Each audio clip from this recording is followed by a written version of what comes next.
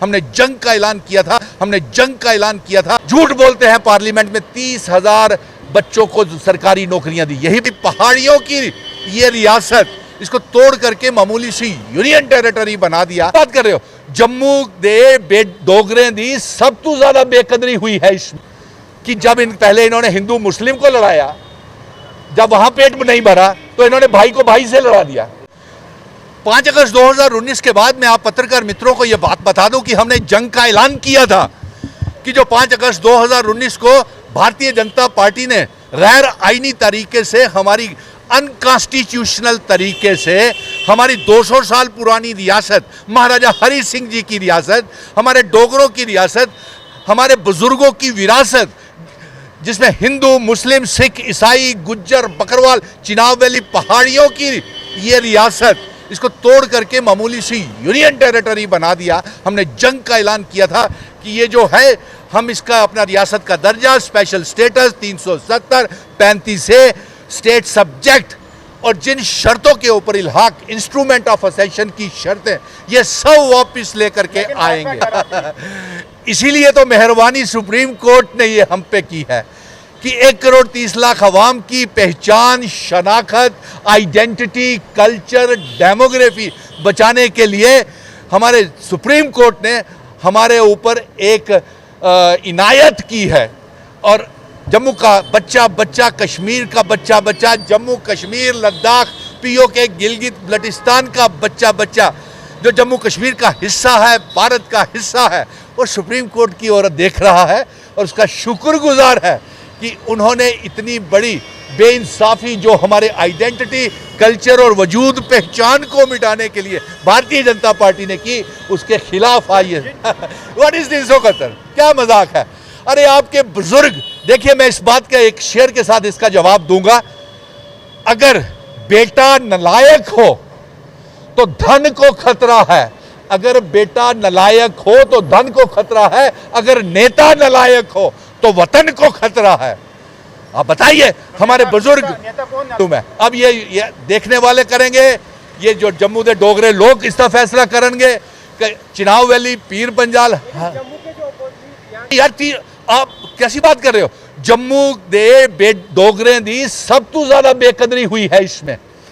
हमारी जमीनों के ऊपर बलडोजर चलाए गए, हमसे हमारी जमीनें छीनी गई, ढोल बजा करके और मिठाइयाँ बांट करके, 9 साल बेमिसाल के ऊपर भी ढोल और मिठाइयाँ बांट करके, नाच करके इस जम्मू की बर्बादी का, जम्मू कश्मीर की बर्बादी का जश्न मना रहे हैं।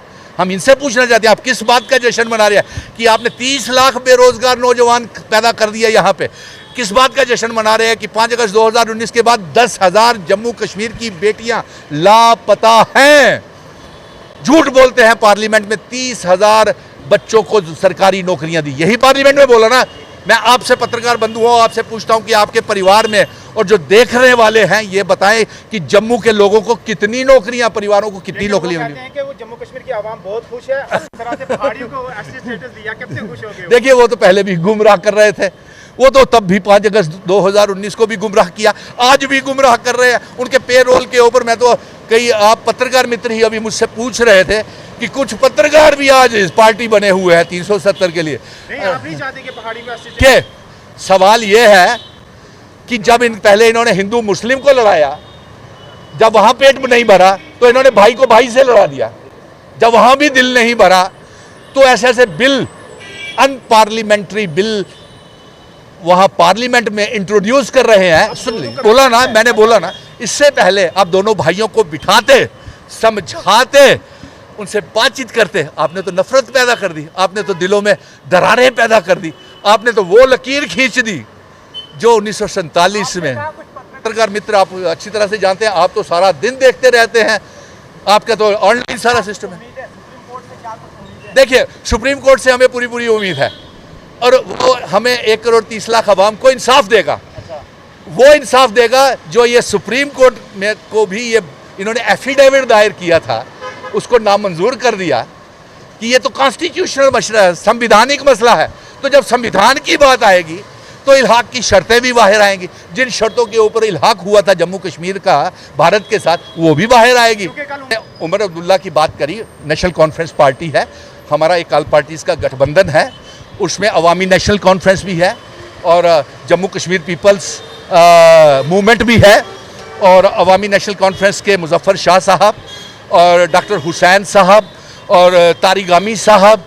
और लेकिन अफसोस है इस पत्रकार मित्रों में खुले मैं तो सीधा मुझे तो ना मुख्यमंत्री बनना है ना मेंबर पार्लियामेंट बनना है, भले ही लोग चाहते हों कि ऐसा शख्स जो है वो मुख्यमंत्री या मेंबर पार्लियामेंट या विधायक होना चाहिए, लेकिन मैं जम्मू कश्मीर का बेटा हूं, डोगरा रियासत का बेटा हूं।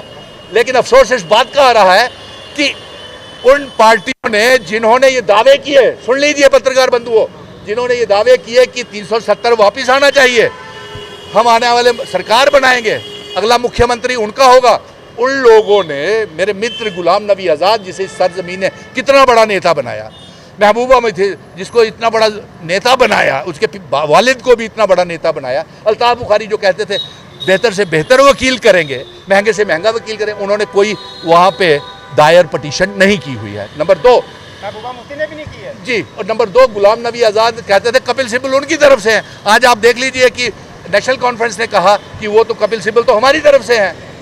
तो यानी कि ये बात बड़ी अफसोस वाली बात, और सबसे बड़ी पत्रकार मित्रों अफसोस वाली बात ये है कि आज कितना जम्मू कश्मीर मायूस है, खुशी के साथ साथ मायूस भी है कि हमें इंसाफ दिलाने के लिए आज हमारे महाराजा जी, हमारे बुजुर्ग तमाम मजहबों के, वो भी आज दुखी हो रहे होंगे वहाँ पे ऊपर कि आज रियासत जो कितनी खूबसूरत रियासत हम जम्मू कश्मीर के हवाले करके गए थे, देश के साथ जोड़ करके गए थे, उस इतिहास को, वजूद को, पहचान को बचाने के लिए, अपनी शनाख्त के लिए, इंसाफ लेने के लिए सुप्रीम कोर्ट में जाना पड़ रहा है। इससे बदकिस्मती भारतीय जनता पार्टी ने जम्मू कश्मीर के अवाम को साथ बहुत बड़ा धोखा किया है। हमें पूरा विश्वास है, हम दावे नहीं करते हैं, लेकिन विश्वास है कि सुप्रीम कोर्ट हमारे ऊपर मेहरबानी करेगी और हमें इंसाफ दिलाएगी।